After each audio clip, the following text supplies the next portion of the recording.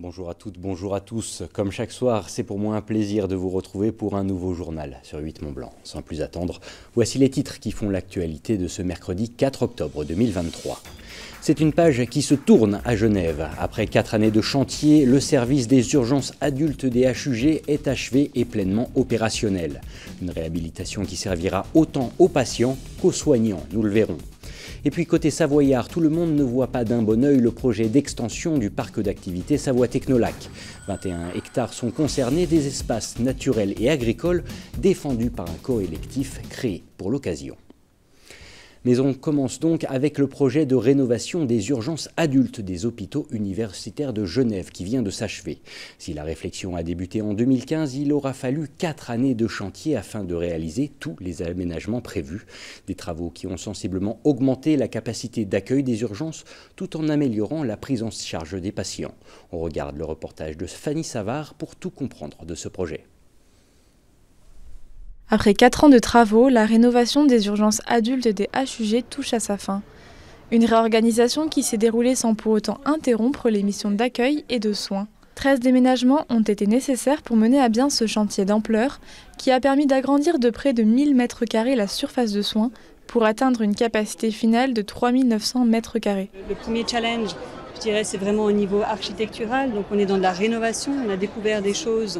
Une fois qu'on a ouvert les faux plafonds et qu'on a démoli certains locaux, donc il y a eu des découvertes chantiers très clairement. Et puis l'autre challenge aussi évidemment, c'était de maintenir l'activité et puis de réaliser ces travaux en site occupé. Donc il faut faire cohabiter finalement tout le personnel médico-soignant, les patients et puis le chantier, la vie d'un chantier avec ses va-et-vient. Les patients suivent désormais un schéma de marche en avant qui permet une meilleure gestion des flux. Ils sont redirigés selon leur état de santé dans les différentes unités des urgences, comme l'unité de déchocage pour les urgences vitales, l'unité des urgences ambulatoires ou encore celle de radiologie. Et cela commence par une meilleure prise en charge des patients dès leur arrivée à l'hôpital. La première nouveauté, c'est l'accueil initial. Quand vous arrivez, souvent on se dit ouais, je vais arriver aux urgences et puis il y aura du monde un peu partout. Je vais devoir exprimer finalement mon besoin, mes plaintes et puis je vais être au milieu de d'autres personnes. Ça, c'est souvent l'image que l'on a dans les services d'urgence. Ici, quand on arrive, eh bien, très rapidement, on est orienté vers un box individuel pour avoir cette première évaluation. Donc respect de la confidentialité. Donc le but, c'est quoi? C'est de diminuer finalement la perception de l'urgence pour les patients, aussi diminuer leur anxiété. La crise du Covid-19, qui s'est invitée pendant les travaux, a fait réfléchir les architectes, qui ont créé une section spéciale pour les patients contaminés. 3 salles d'attente, dont une spécialement conçue pour les enfants, ont vu le jour, et l'hôpital genevois a également retravaillé l'esthétique de ses locaux. Il a favorisé la lumière du jour et des lampes artificielles modernes, mais aussi des teintes claires et des matériaux apaisants comme le bois. Une restructuration qui a été l'occasion de se doter d'innovations technologiques. On a depuis longue date un logiciel de traduction du langage médical, BabelDR, qui avait été soutenu par la Fondation privée des HUG, qui permet de faire de la traduction du langage médical dans plusieurs langues, de s'adapter.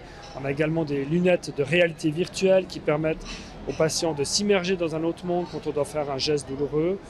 On a un écran patient qui lui permet de se situer dans la file d'attente avec ses initiales ou de demander aux soignants d'aller attendre ailleurs avec un système SMS de rappel semi-automatique. Ce projet, qui a coûté 48 millions de francs, ambitionne d'améliorer les conditions de travail des soignants tout en optimisant la prise en charge des patients dans un hôpital où l'on compte une urgence toutes les 3 minutes. Je vous l'évoquais il y a quelques minutes, l'expansion de Savoie Technolac divise. Situé entre les communes du Bourget-du-Lac et de la Motte-Servolex, ce parc d'activités composé de plus de 230 entreprises a pour projet de s'étendre de 21 hectares.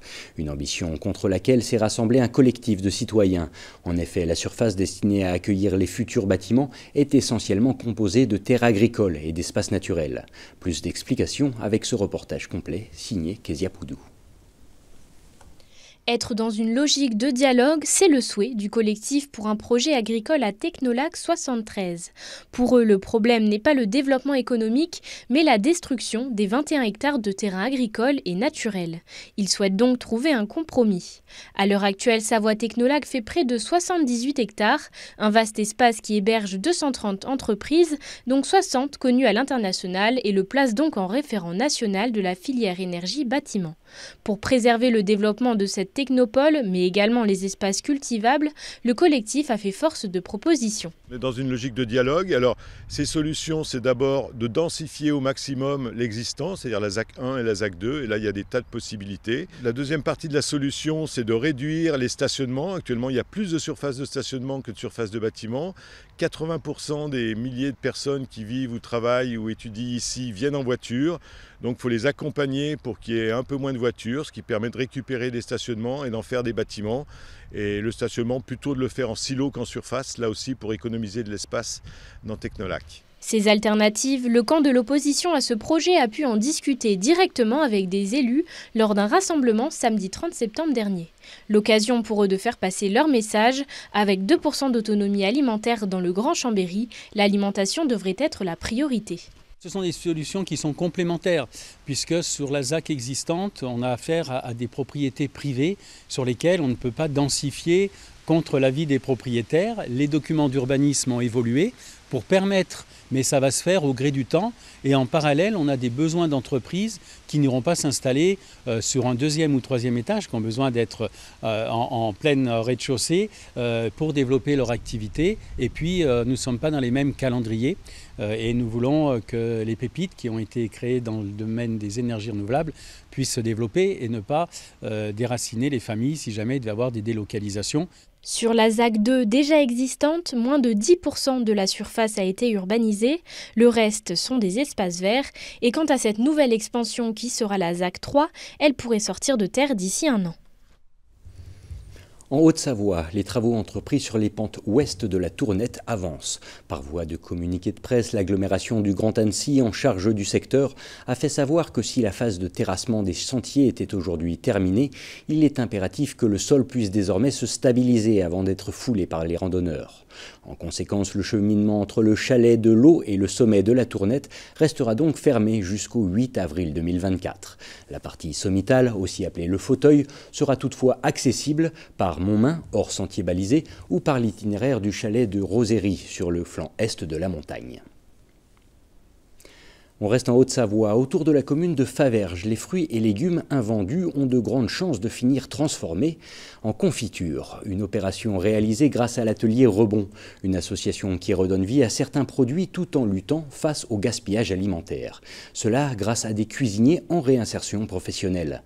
Je vous propose de redécouvrir le reportage de Lucas Ruche, initialement diffusé début octobre 2022, au cours duquel il s'est rendu dans les locaux de l'atelier pour tout comprendre de cette initiative sociale, solidaire et écologique. Regardez.